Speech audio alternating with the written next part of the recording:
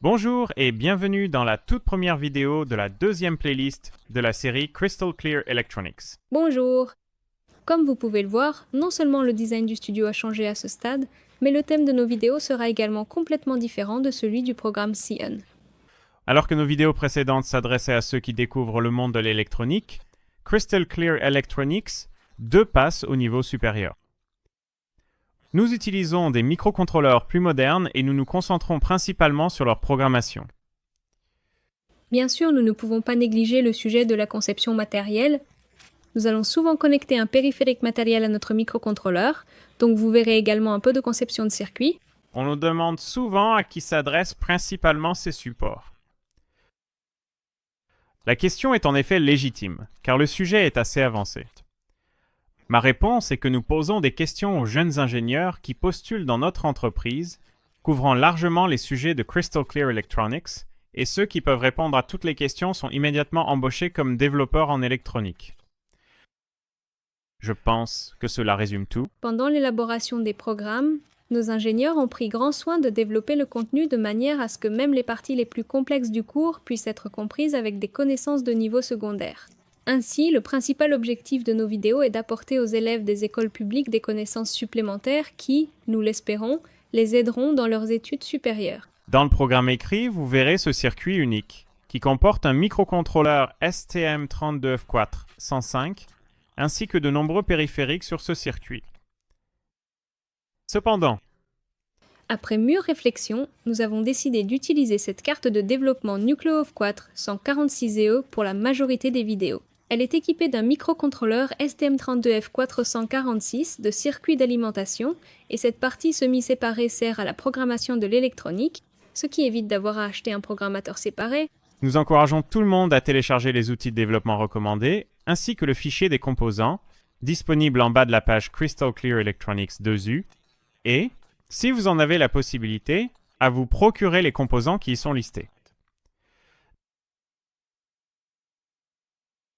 Ils coûtent moins cher que 10 repas à la cantine, mais ils vous permettent d'apprendre une grande partie de notre métier tout en pratiquant. Sans mettre en avant ni promouvoir certaines boutiques en ligne, je vous suggère de chercher sur Internet un distributeur de composants électroniques. Vous trouverez de nombreux distributeurs qui fournissent également aux particuliers. Notre programme a été révisé et corrigé par des dizaines de nos ingénieurs, offrant ainsi des connaissances à jour. Nous espérons que vous utiliserez ces supports en bonne santé et que vous profiterez des connaissances acquises. Le premier chapitre du programme est divisé en 3 vidéos distinctes. Nous aborderons la représentation des nombres ainsi que l'histoire des microprocesseurs et des microcontrôleurs. La raison pour laquelle nous ne commençons pas directement par la programmation est que nous ne voulons pas débuter un média ray, mais nous souhaitons que vous connaissiez les bases et le contexte. Je pense qu'il vaudrait mieux passer à la table et commencer.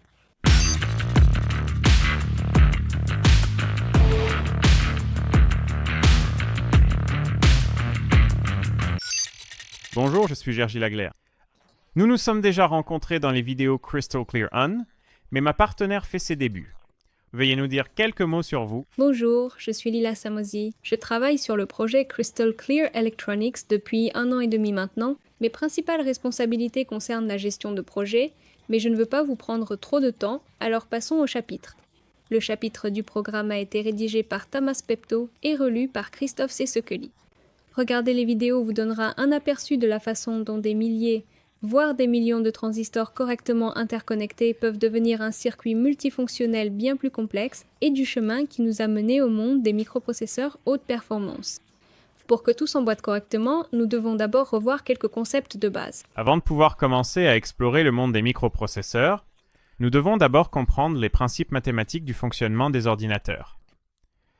Les humains pensent fondamentalement en système décimal, mais ce n'est ni la seule ni la manière la plus évidente pour les machines. Selon la formule présentée ici, tout nombre peut s'écrire comme a puissance n puissance n-1 jusqu'à a puissance 0, et c puissance 1, c puissance 2, c puissance 3, et ainsi de suite, en comprenant les chiffres où les chiffres a représentent la partie entière, et les chiffres c représentent la partie fractionnaire dans un système de numération de base B. Ainsi, il peut être écrit comme une combinaison linéaire des puissances du nombre b, c'est-à-dire que chaque chiffre donné est multiplié par sa puissance correspondante, puis on fait la somme de ces nombres. Comme Gergel a mentionné, nous utilisons principalement le système de numération décimale, où chaque chiffre d'un nombre est un facteur multiplicatif d'une puissance donnée de 10. Il en découle clairement que nos chiffres, de 0 à 9, proviennent de l'intervalle fermé. Si nous multiplions par 10, nous atteindrions déjà la puissance suivante, donc il faudrait passer à la valeur de position supérieure. En informatique, le système de numération binaire, également appelé nombre binaire, est principalement utilisé en raison de sa facilité de représentation physique, puisqu'il y a ou il n'y a pas de signal. Dans ce système de numération, les chiffres peuvent être choisis parmi 0 et 1, et le chiffre à la position k correspond au facteur multiplicatif de la puissance k de 2, selon la formule précédente.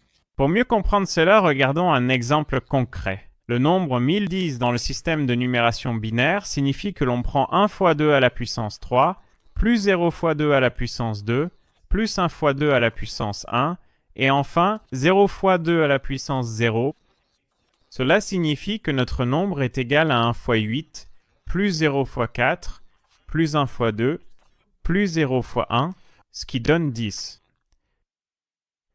Cette représentation dans le système décimal correspond à 1 fois 10, plus 0 fois 1.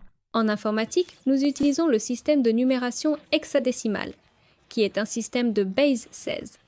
Désormais, l'intervalle de 0 à 9 ne suffit plus, nous devons donc introduire de nouveaux caractères en complétant les chiffres habituels par les lettres A, B, C, D, E et F. La valeur décimale de A est 10 et celle de F est 15.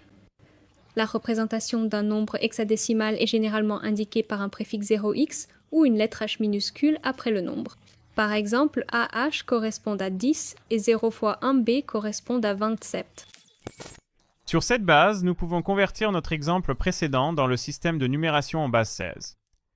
Ainsi, 1010 dans le système binaire équivalait à 10 dans le système décimal, et la valeur du caractère A est 10. Ainsi, notre nombre hexadécimal est simplement A multiplié par 1. Ajoutons encore un commentaire avant de passer à notre sujet. Il est évident, et quelque peu intuitif, que plus le système de numération est grand, plus la représentation du nombre est courte. Puisque 16 est une puissance de 2, il est facile de convertir des nombres d'un système binaire en hexadécimal et inversement. Le système de numération hexadécimale est le plus souvent utilisé pour l'adressage mémoire, afin de déterminer l'emplacement des données en mémoire, car il est généralement nécessaire de couvrir une large plage d'adresses. En résumé, il vaut la peine de s'intéresser au concept de la longueur de mot du processeur et à ce que signifie avoir un processeur avec un nombre de bits donné. Un bit d'information peut être 1 ou 0. Il peut indiquer l'existence ou l'absence de quelque chose. Un ou plusieurs bits de données peuvent être utilisés pour représenter des nombres ou des structures de données plus complexes. Par exemple, des caractères. Un microprocesseur peut exécuter des instructions sur des données stockées en binaire. Un processeur est dit n bits s'il peut exécuter des instructions telles que l'addition, la soustraction et la multiplication sur des nombres composés exactement de n bits à la fois. L'exécution de soustraction et d'addition sur des nombres binaires nécessite des circuits additionneurs, qui sont le plus facilement représentés par des portes logiques. Cependant, il ne s'agit là que d'une abstraction agréable à l'œil. Dans les premiers ordinateurs, ces fonctions étaient réalisées à l'aide de circuits complexes à tubes électroniques.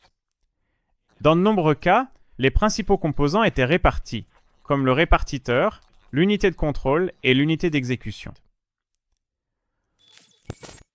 L'une des premières machines fut l'ENIAC, qui entra en service au début de 1946 en tant que premier ordinateur numérique électronique programmable au monde. Il effectue une addition en environ 2/10 de seconde, mais il occupait pratiquement la taille d'une pièce et pesait environ 30 tonnes. En termes de construction, il était extrêmement éloigné de ce que nous connaissons aujourd'hui comme ordinateur, étant principalement constitué de tubes électroniques. Les tubes électroniques ont été facilement remplacés par des transistors une fois que les premiers défauts de fabrication et de qualité ont été surmontés. Dans cette vidéo, nous avons passé en revue la représentation de différents systèmes de numération et commencé à explorer le fonctionnement des microprocesseurs. Restez avec nous pour la prochaine partie où nous examinerons de plus près les composants du processeur et leurs fonctions. Au revoir. Au revoir.